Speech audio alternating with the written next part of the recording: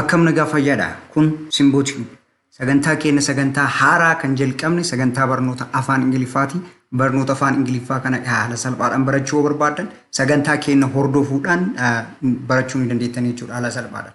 Barnoota keenya har'aa irratti kan hundoofnu sagantaan inni tokkoffaan maayinni sagantaa inni tokkoffaan afaan Ingiliffaa jechuudha. Afaan kamuu afaan barbaanni barachuu barbaanne haala salphaadhaan barachuu barbaanne wantoonni gochuu nurra jiran jechuudha.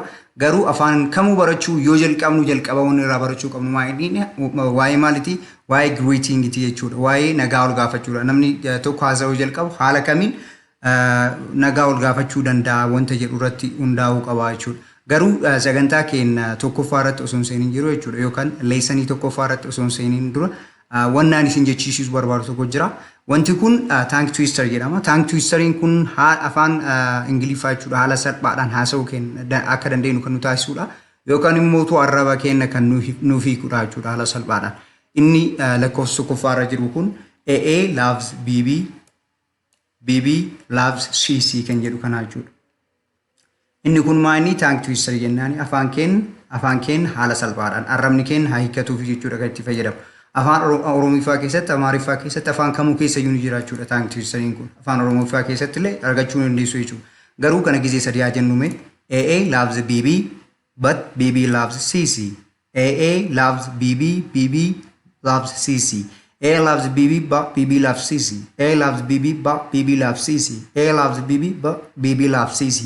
Haala kanaan jechuu ni dandeenya jechuudha. Yoo gisee hedduu irra deebinee jenne maal arrabni keenya nuuf hiikkataa jechuudha. Inni mootu eega isaan bira deebisanii booda isin immoo gisee hedduu irra deebitanii yaaluu ni dandeessanii inni leessanii tokkoffaa irra jiru immoo maayinniidha.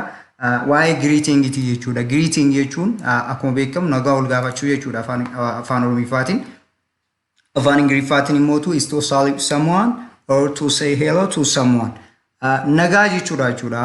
Haala salphaadhaan greeting jechuun nagaa ol gaafachuu eega jenneen akkam jechuun akkam oolte akkam bulte jechuun greeting inni jenneetiniin kaa'uu ni dandeenya jechuudha. Kun immoo greeting is not about greeting gisee hedduu namni maayiniidha.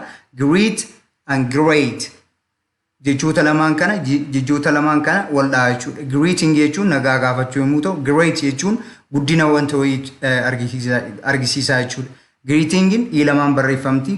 Great yoo jenne immoo eeta akkasii qabdi jechuudha bakka i kana bakka i kana yoo galchine great ta'a jechuudha.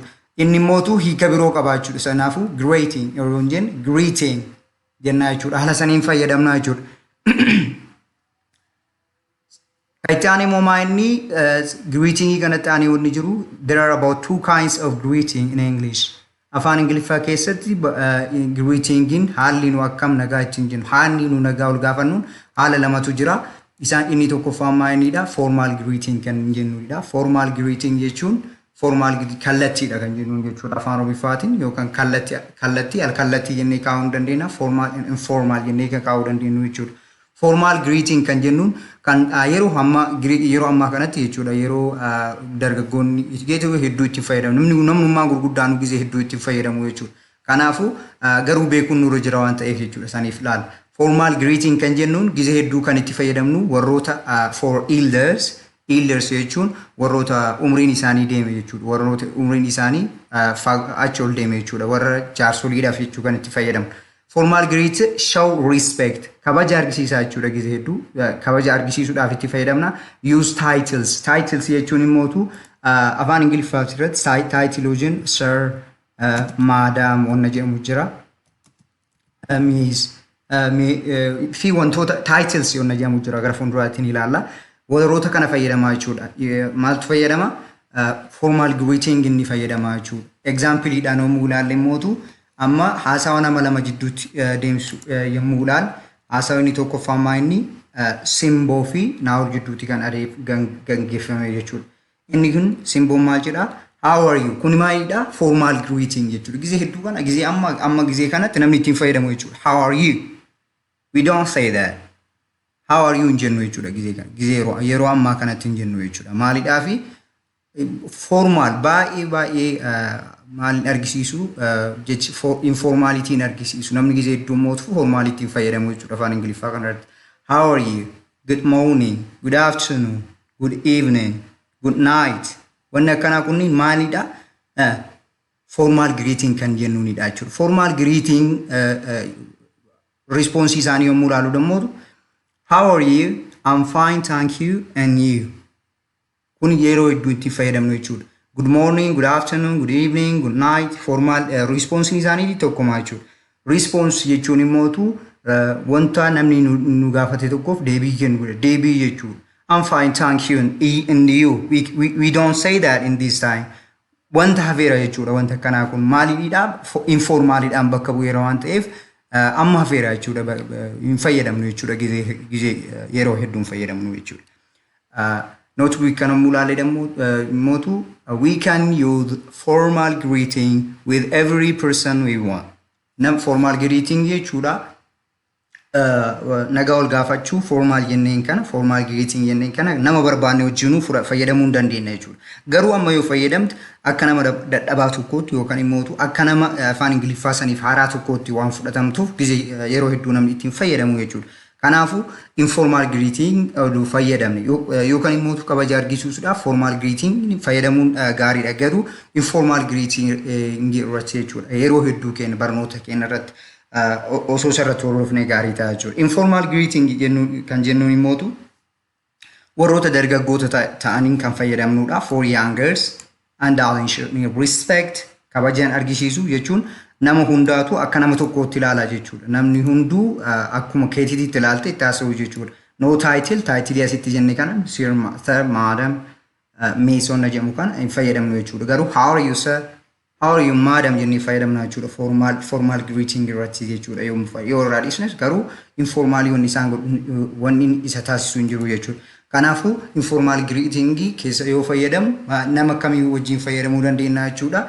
Nama umriin isaanii wal qixxaatuun yookiin immoo dargaggootan warroota taayitilii hin qabne jechuudha. Waan akka doktoraa namoota kabajaa qabaniin akkanan jennu jechuudha.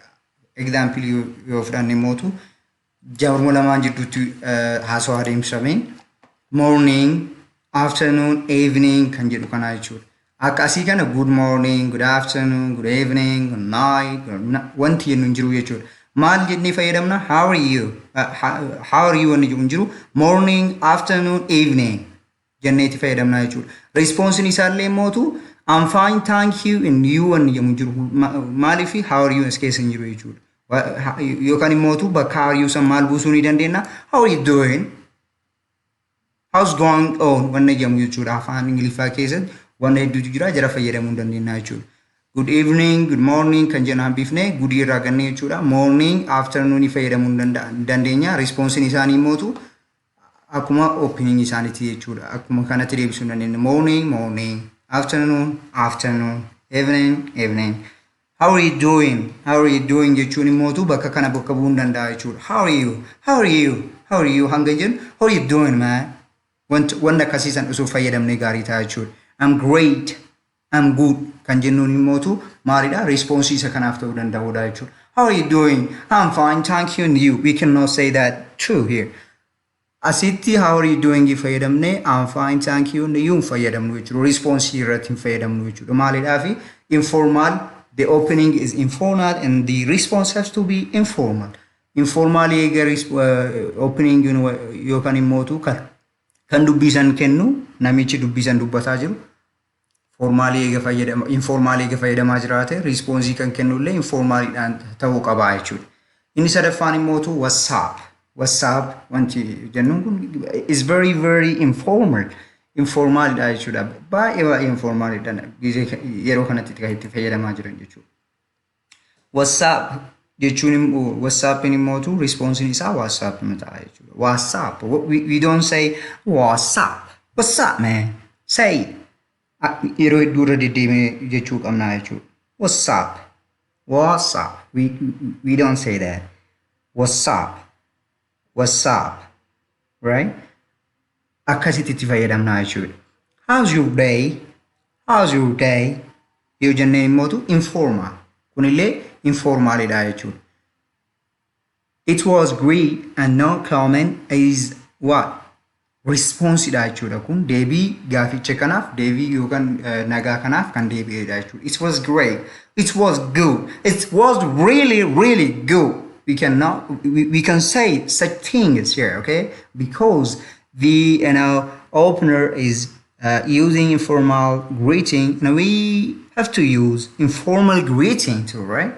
Haala saniin itti fayyadamuu qabnaa jechuudha. Gizee heddummootu afaan Ingiliffaa kana wanna baranne kana jechuudha. Wanna baranne kana hundaa hojiirra oolchuudhaaf maaltu barbaachisaa irra deddeebineetiin dubbachuutu barbaachisaa jechuudha. Barnoonni qofa gahaa miti. Waan namnummaan kamuu haa barsiisu, barsiisan kamuu haa barsiisu. Abbaan barbaadillee yoo si barsiise yoo mootu wanta baratte san afaan keetiin hiikteetiniin yookaan immoo afaan keetiin dubbatteetiniin yoo hojiittiin jijjiiriin faayidaa hin qabu jechuudha. Kanaafuu viidiyoo kana yoo jaalattan like, share, subscribe gochuudhaan maamila keenya ta'a jenna. Har'aaf sagantaan keenya sanarratti xumuraa Simboo Tube nagaatti oola.